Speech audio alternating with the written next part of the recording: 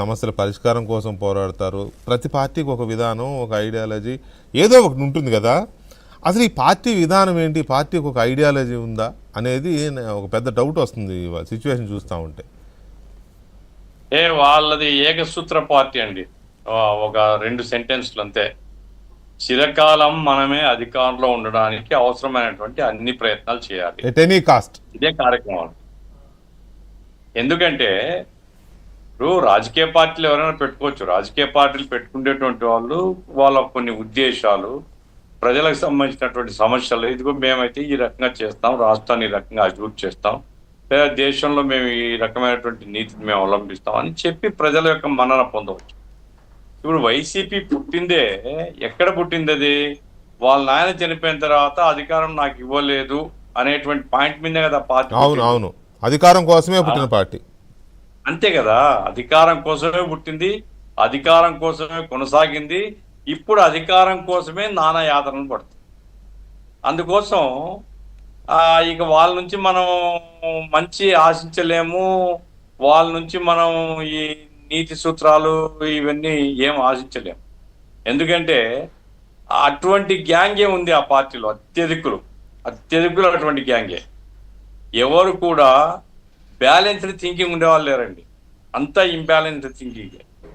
కాబట్టి వైసీపీ పార్టీలో వాళ్ళు హుందాగా వ్యవహరిస్తారనో, లేదా రాష్ట్రాన్ని అభివృద్ధి చేసేందుకు, రాష్ట్ర ప్రజా సమస్యల మీద చర్చించేందుకు సిద్ధపడతారని నేనైతే అనుకోవడం లేదు. వాళ్ళ ప్రతి మూవ్ కూడా అధికారంలోకి ఎట్ట రావాలి, ఇప్పుడు ఉండేటువంటి ప్రభుత్వాన్ని బద్నాం ఎట్టు చేయాలా, అధికారంలోకి ఎట్ట రావాలి. అయితే దురదృష్టం ఏంటంటే ఇది అందరూ చేస్తారు కదా అనొచ్చు, అందరూ చేస్తారు. అయితే ఇప్పుడు ఉండేటువంటి ప్రభుత్వము ఈ విషయాల మీద దృష్టి పెట్టి ప్రజల్లో వాళ్ళకి అవకాశం లేకుండా ఎట్ట చేయాలా అనేది ఆలోచించాలి. కేవలం సప్రెషన్ అంటే ఏదో కేసులు పెట్టడం ద్వారా, సప్రెస్ చేయడం ద్వారానే విజయం సాధించాలని నేను చెప్పను. కానీ ప్రజల్లో వాళ్ళకి స్థానం లేకుండా ఎట్టు చేయాలా, ప్రజల్ని చైతన్యవంతపరిచి ప్రజల సమస్యల్ని మేము అటెండ్ అవుతున్నాము, మేము పరిష్కారం చేస్తున్నాము అనేటువంటి ఒక వాతావరణం ఎట్లా కల్పించాలా అనేది ఉండాలి. దురదృష్టవశాత్తు కూటమి పార్టీలో లేదండి. కూటమి ప్రభుత్వంలో ఆ ప్రయత్నం లేదు. ఎవరి అజెండా వాళ్ళకు ఉన్నది. టీడీపీ అజెండా టీడీపీకి ఉన్నది, జనసేన అజెండా జనసేనకు ఉన్నది, బీజేపీ అజెండా బీజేపీకి ఉన్నది. కాబట్టి ఎవరి అజెండా వెంట వాళ్ళ ప్రయత్నాలు చేసుకుంటున్నారు. కానీ ప్రజల్ని మోటివేట్ చేయడం కానీ, ప్రజల్లో ఒక సంతృప్తికర వాతావరణం, చంద్రబాబు గారు చెప్తుంటారు హ్యాపీనెస్ ఫ్యాక్టర్ అని, హ్యాపీనెస్ ఫ్యాక్టర్ అని లెక్కేసుకుంటాడు. అధికారులు ఎట్లా అంటే చుట్టూ వాళ్ళు హ్యాపీగా ఉంటారు, వాళ్ళు చెప్తున్నారు అంత హ్యాపీనెస్ అని, ఈయన హ్యాపీ అవుతుంటాడు. కానీ వాతావరణం అట్లా లేదండి. ప్రజల ఆశించి చాలా ఉంది, జరుగుతున్నది దానికి భిన్నంగా ఉంది. అయితే ఈ విషయంలో వాళ్ళు సరి చేసుకొని కూటమి ప్రభుత్వం ప్రజల దగ్గరికి పోవడం, ప్రజల్ని చైతన్యపరచడం, ఆ రకంగా ఎక్కడైనా ఒక ఇష్యూ వస్తే ఆ ఇష్యూను రిజాల్వ్ చేయడం మీద దృష్టి కేంద్రీకరించడం, అటువంటివి చేస్తే జగన్మోహన్ రెడ్డి ఏమి కుట్రలు కుతంత్రాలు చేసినా పెద్దగా సక్సెస్ కాలేడు. కానీ అనేక తరగతుల ప్రజల్లో వస్తున్నటువంటి అసంతృప్తి అది గూడు కట్టుకున్న తర్వాత ఈ అసంతృప్తే జగన్మోహన్ రెడ్డి ఎంత పనికిమాలిన రాజకీయాలు చేసేవాడైనా ఈ అసంతృప్తి ఎక్కడో చోట పోరా కదా, వీళ్ళు చేయడం లేదు కాబట్టి ఆల్టర్నేటివ్ ఏమిటి అనేది ప్రజలు ఆలోచిస్తారు. అటువంటి పరిస్థితి రాకుండా ప్రజలతో మమేకం కావడం ఎట్లా అనేది నేర్చుకుంటే అది కూటమికి ఉపయోగం. కానీ నేర్చుకునే లక్షణం కూడా లేదండి. నేర్చుకుంటారని నేనేం ఆశించడం లేదు, ఆ లక్షణం కూడా నాకేం కనపడలే.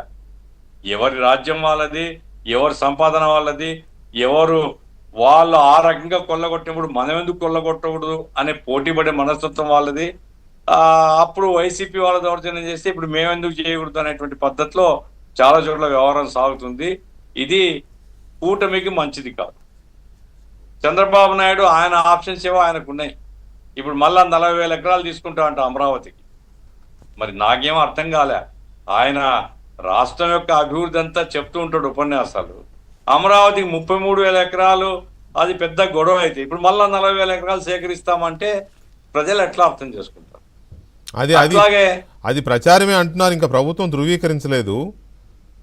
సార్ ఒక ప్రచారం జరుగుతుంటే ప్రభుత్వం ఖండించాలి కదండి. ప్రభుత్వం నోరు ఖండించాలి, మూసుకుందంటే దాని ఖండించాలి. అర్థం ఏమిటి? నో నో నో నేను ప్రభుత్వం నోరు మూసుకొని ఉందంటే దాని అర్థం ఏమిటి? ఖండించొద్దని నేను ఇప్పుడు అనట్లా గఫూర్ పరిపాలన గారు. ఎట్లా సాగుతుంటారు వెంకటకృష్ణ గారు, మీకు అర్థం కావడం లేదు. పరిపాలనలో మేము ఉన్నాం, క్షేత్రస్థాయిలో పరిపాలన శుద్ధ దండగ ప్రభుత్వం. ఈ రోజు కలెక్టర్లు కానీ, జాయింట్ కలెక్టర్ కానీ, లేదా ఇంకోటి కానీ ఎంతసేపు ఉన్న రిపోర్ట్లు పంపడం వరకే తప్ప ప్రజల్ని గురించి కానీ, జిల్లా అభివృద్ధి గురించి కానీ, జిల్లాలో ఏదైనా రిప్రజెంట్ చేస్తే పరిష్కారం చేసే దిక్కు కానీ లేదు. నేను ఘంటాపథంగా చెప్తున్నాను. కాబట్టి ఈ రకంగానే ఉంటుందనుకోండి, అధికార యంత్రాంగం, ఉద్యోగుల్లో అసంతృప్తి పెరుగుతున్నది, అనేక తరగతుల ప్రజల్లో అసంతృప్తి పెరుగుతున్నది. ఇప్పుడు ఈయన చేసుకునేది ముస్లిమ్స్ను దూరం చేసుకున్నాడు. ఈయన ఇప్పుడు క్రిస్టియన్స్ సహజంగా ఆమె ఎవరో ఉంది కదా, ఇలా మేనత్త, ఆమె తిరుగుతూనే ఉంది.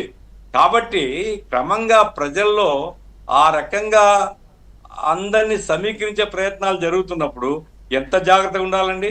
మంత్రులు జనంతో కలవరా? మంత్రులు జనంతో కలవడానికి టైం లేదా? ఎట్లా న్యాయం జరుగుతుంది ప్రజలకు? కాబట్టి ఇదేం సంతృప్తికరంగా మాత్రం ప్రభుత్వం లేదు. మరి బాగుపడితేనా వాళ్ళు మార్చుకుంటే మంచిదే, మార్చుకోకపోతే ఏమవుతుందో మనం చెప్పలేం.